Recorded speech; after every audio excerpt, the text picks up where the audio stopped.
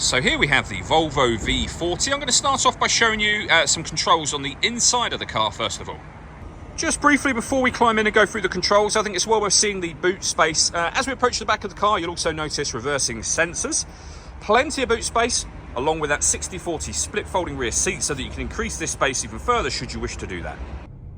Okay, now that we're inside the car, we're going to start with the dials. Over on the left-hand side, we have the fuel gauge.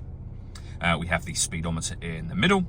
And over on the right-hand side, it will show you what gear this car is currently in. It's an automatic, so we are, of course, in park at the moment. Within that speedometer, you can see the total miles for the car. They are 40,628.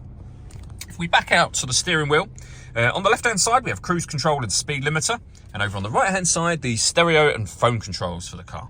You'll only be able to use the phone controls once you pair the phone up to the vehicle. And that is done over on the screen in the center just here.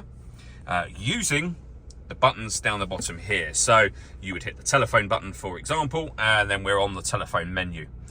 You can move around within certain menus by using the OK button just here and the dial. Or, as I said, just use the buttons. So radio will take you back to the radio menu, of course, and you'll see that you can go through using that dial, the various different DAB radio presets, or we can go back a page to the station we're just on, or all the way back to our radio options. So you'll see there we have AM, FM and DAB radio. If you want to listen to your own music, press the media button.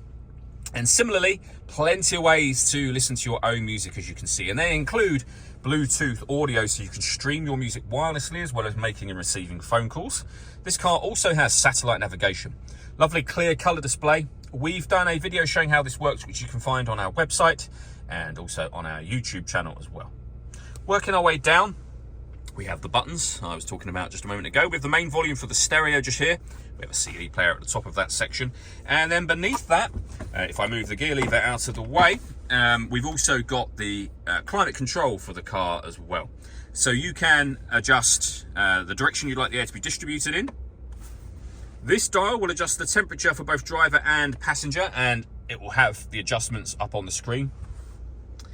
You can adjust the fan speed with this dial. When you're happy with those settings, that button will turn your air conditioning on, and it's on when that light shows. Same button to turn it off, of course. Or hit auto. The car will now take control of the fan speed and direction of the air to maintain the temperature you've asked for. Any manual adjustment will take auto off straight away again.